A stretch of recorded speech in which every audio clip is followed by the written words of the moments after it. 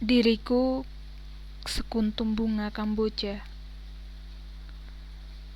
Kelopak-kelopakku merah kesumba, sewarna gincu wanita yang kerap memandikanku sekali seminggu.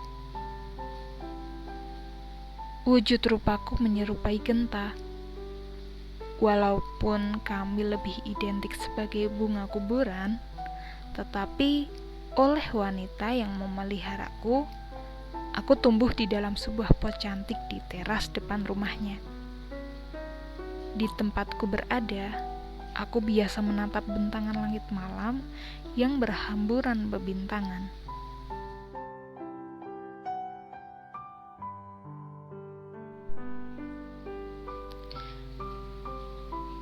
Benda-benda angkasa yang terang benderang itu selalu mengingatkanku pada seseorang.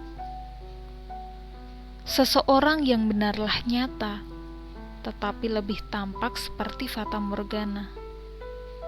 Aku selalu memandanginya tatkala ia sedang memandikan mobil kesayangannya dari dalam garasi. Lelaki itu adalah anak sulung wanita yang warna gincunya sewarna diriku.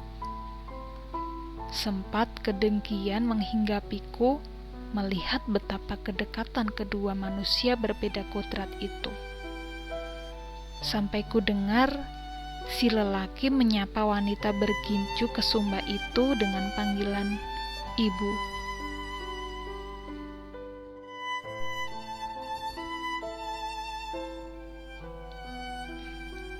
Dari wajah dan rekas senyumnya, tahulah aku betapa kebaikan hatinya, seperti kebanyakan manusia penghuni rumah ini. Dari caranya memperlakukan mobil kesayangannya, tahulah aku betapa ia tak pernah pilih kasih terhadap benda mati ataupun benda hidup. Namun, sampai detik ini, aku masih memendam rasa cemburu terhadap benda mati bernama mobil itu. Setiap hari, kulihat lelaki itu menumpanginya manakala hendak menuju suatu tempat yang tak pernah kuketahui juntrungannya. Tiap kali ia kembali, hari telah merangkak malam. Raut wajah dan bahasa tubuhnya memberitahuku bahwa ia kelelahan. Tetapi keesokan paginya, ia akan mengulangi kebiasaan yang sama.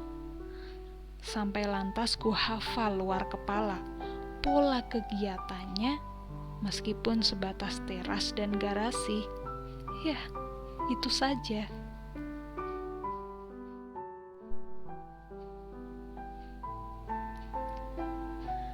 Sesekali, kulihat ia pulang dengan mengajak beberapa orang lelaki seusia dirinya. Tak jarang terdapat satu atau dua orang perempuan di antara mereka. Percakapan yang diiringi tawa berlangsung tatkala mereka melintasi teras depan sebelum mencapai ruang tamu. Betapa beruntung menjadi manusia lelaki dan perempuan yang dekat dengan lelaki itu. Walaupun bagiku, tetap tiada yang lebih beruntung daripada mobil yang selalu ia tumpangi. Tak jarang mereka berkumpul di kursi teras sembari bercakap ditemani panganan dan secangkir teh.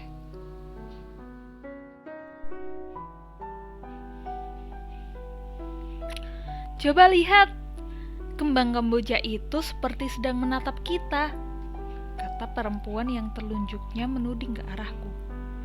Lantas, seorang lelaki bertubuh ceking berjalan melintasi teras sambil menggenggam spidol di satu tangannya. "Kamu mau apa?" tanya si lelaki menyela langkah temannya. "Aku mau bikin mata pada kedua kelopak Kamboja itu, supaya kelihatan kalau dia benar-benar menatap kita." "Hei, Itu Kamboja kesayangan ibuku.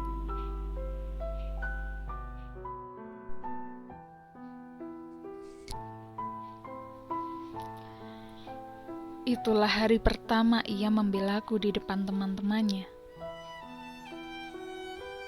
Kelopak-kelopakku mekar dan warnaku kian merona.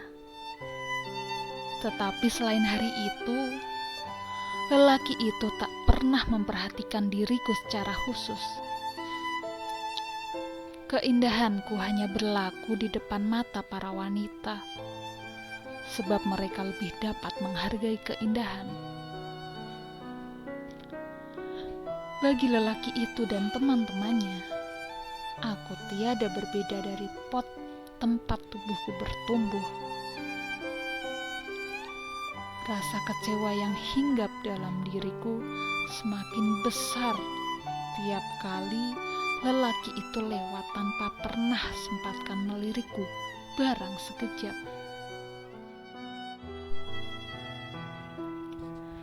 Betapa keindahan ini seperti tak berarti tanpa dihargai oleh lelaki yang kucintai.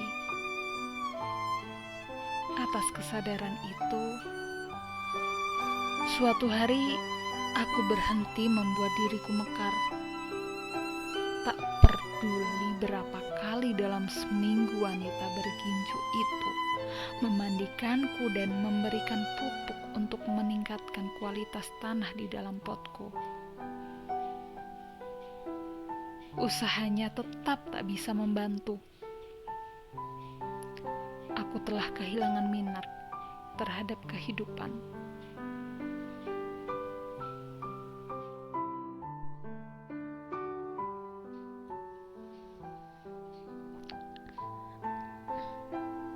Masa itu berlangsung berminggu-minggu lamanya. Rona pada kelopak-kelopak bungaku pudar. Wanita itu kini tak berginju lagi. Wajahnya tampak selisut diriku yang tak mau mekar barang serecup saja. Seluruh bunga Kamboja di teras rumahnya turut merasakan dukaku. Mereka lantas putuskan tak mau mekar selama dukaku belum teratasi.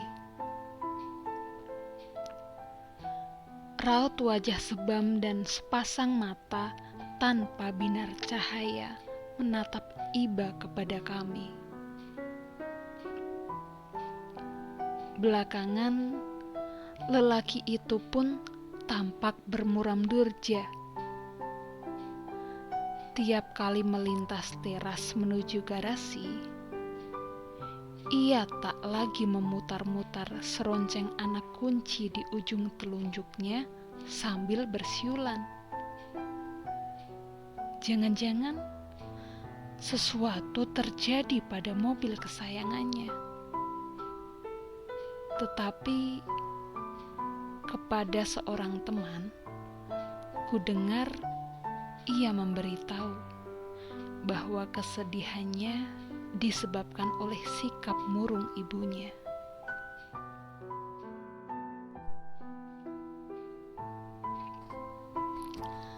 Wanita yang telah malang melintang di dunia botani itu mendadak merasa dirinya tak becus mengurusi tumbuhan di teras depan rumahnya. Sehingga nyaris seluruh Kamboja kesayangannya mati. Daun-daun meluruh nyaris tanpa bersisa. Kelopak-kelopak bunga mengatup seperti gadis-gadis remaja yang merajuk. Sumber terdalam kesedihan lelaki itu adalah keputusan sang ibu untuk menyerah dari hobinya bercocok tanam. Hal mana yang menjadi satu-satunya hiburan di masa menjelang pensiun? Melihat kenyataan itu, yakinlah aku bahwa si lelaki lebih menyayangi sang ibu daripada benda mati yang ia mandikan setiap pagi. Walaupun tampak ia lebih besar menaruh perhatian padanya. Tetapi ia tetaplah lebih mencintai perempuan yang mencintai diriku dan bunga-bunga Kamboja yang lain, bagaikan kami ini anak-anaknya sendiri. Pagi hari adalah waktu terbaik bagi setiap bunga. Titik-titik embun menyaput sekujur kelopak yang baru separuh merejuk.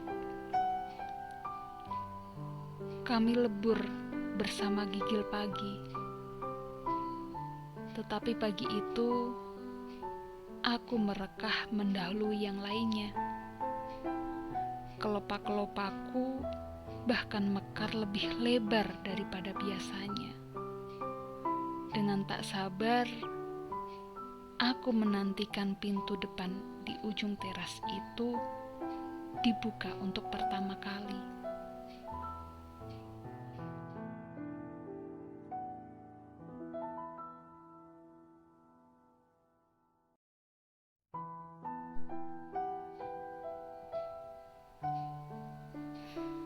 Pada setiap pagi yang telah kulalui di teras rumah ini, wanita berginjolah yang selalu membuka pintu depan untuk pertama kali bersama alat penyiram tanaman di tangannya. Dengan bekal semangat berniat memberi kami makan. Minggu-minggu terakhir, betapa pemandangan itu tak pernah tampak lagi.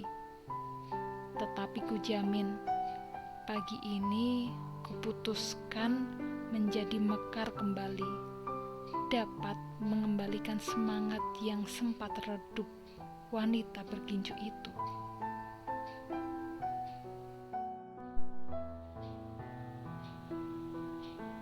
Matahari sudah setengah perjalanan melakukan patrol.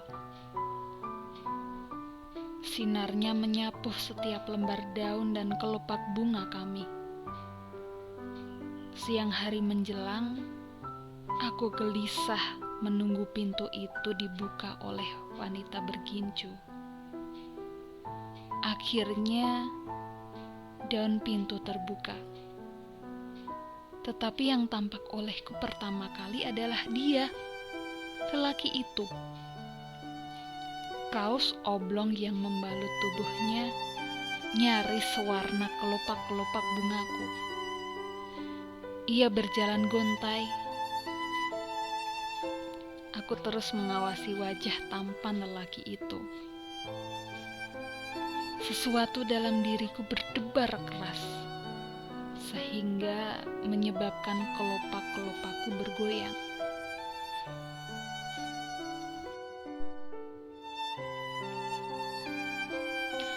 Tak kuduga, gerakanku memancing lelaki itu menoleh. Matanya melebar pada detik pertama ia menatapku. Kutunggu lelaki itu menghampiriku, tetapi tubuh itu berbalik menuju pintu, berlari sepanjang ruangan.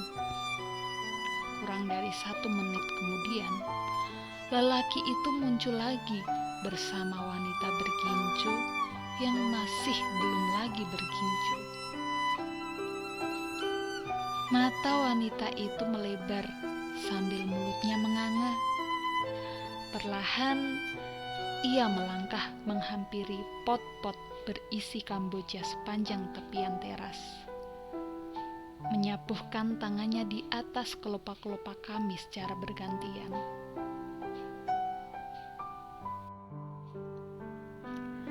Bunga-bunga itu tak ingin berlama-lama melihat kesedihan ibu.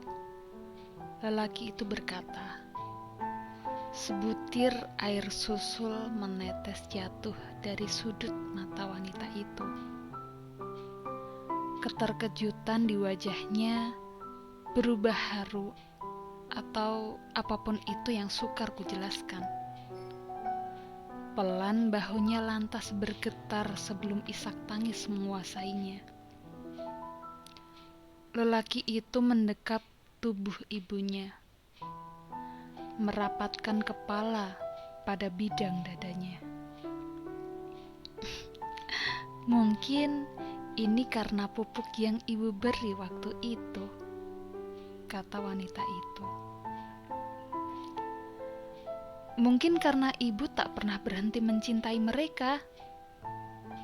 Lelaki itu lebih yakin dengan pendapatnya.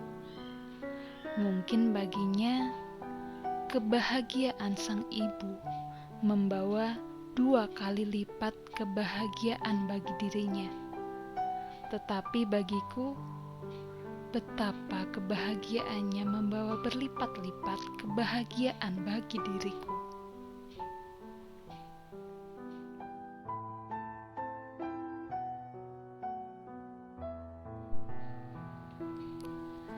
Aku mulai dapat memaknai diriku lebih dari wujud bentuk menyerupai genta dan merah kesumba kelopak-kelopakku.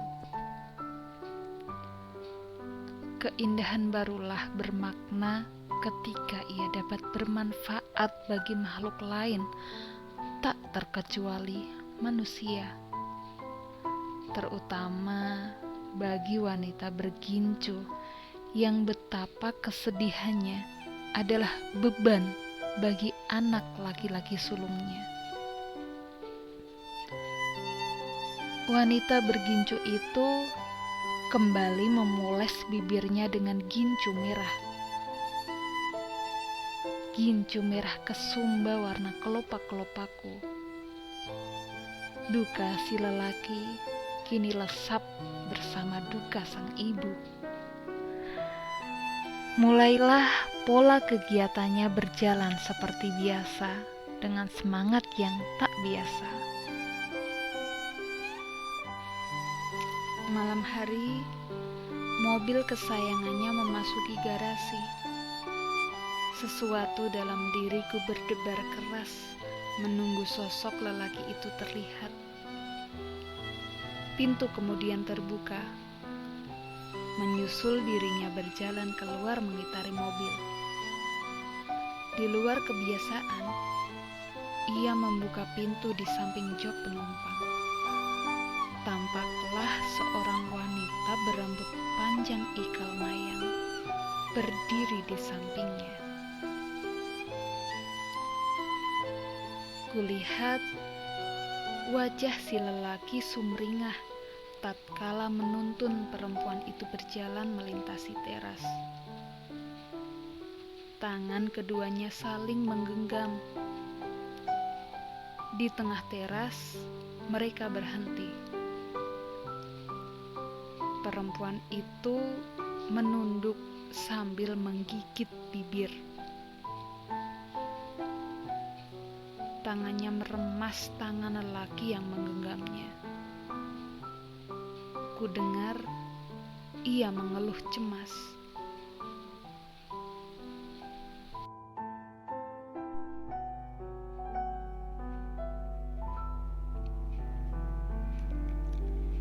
Tidak apa-apa, tidak apa-apa.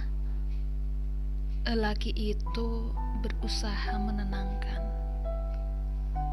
Sehembus angin menyebabkan desir dedaunan yang saling menggesek. 2 helai daunku melayang jatuh, disambut lembab tanah. Tetes-tetes getah berjatuhan dari ujung lengan tempat pangkal daunku barusan jatuh. Sebelum malam ini, angin sekencang apapun tak dapat menyebabkan daun-daunku luruh. Melihat keadaan sekarang, aku ragu bahwa anginlah benar penyebabnya. Siapakah yang patut kusalahkan di antara si lelaki dan perempuan berambut ikal mayang? Barangkali takdirku sendiri, karena tercipta hanya sebagai sekuntum bunga kamboja.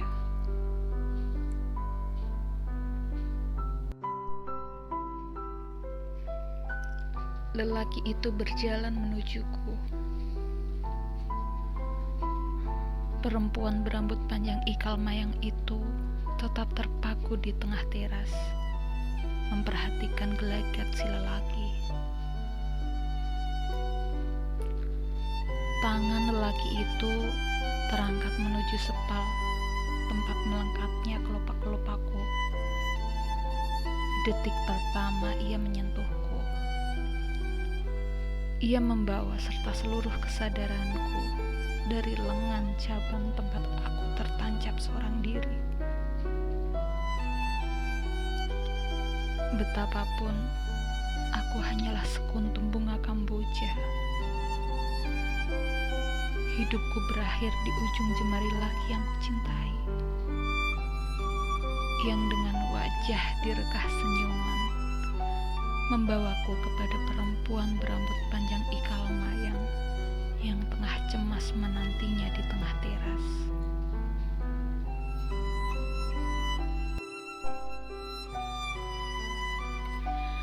Diselipkannya diriku di ujung pangkal telinga sang kekasih. Dari sana, aku dapat menatap wajahnya lebih jelas dari yang sudah-sudah. Ia tersenyum menatap diriku di ujung pangkal telinga kekasihnya. Bening matanya memantulkan serat wajah perempuan yang balas tersenyum. Aku sekarat.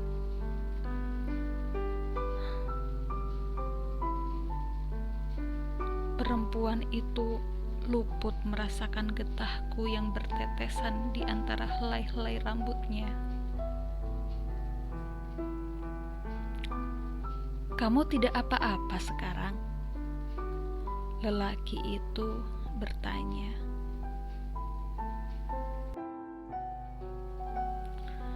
Perempuan itu mengangguk pelan. Mereka lantas berjalan menuju pintu, masih dengan kedua tangan saling menggenggam. Di ambang pintu, lelaki itu memindahkan diriku dari celah di antara kuping kekasihnya ke dalam kantong depan kemejanya. Dari sana, aku dapat mendengar detak jantungnya yang bagaikan menghitung detik-detik kematianku.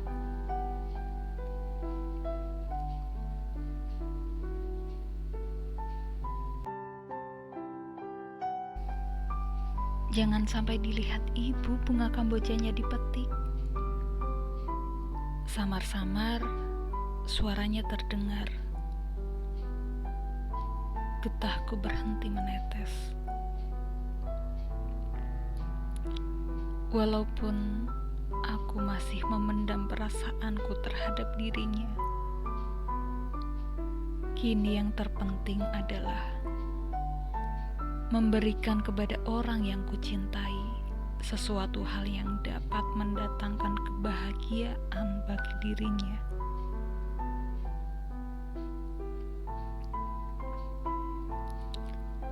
Seandainya aku tercipta sebagai seorang manusia, tentulah aku dapat belajar lebih banyak tentang cinta daripada yang dapat terpahami oleh sekuntum bunga kamboja.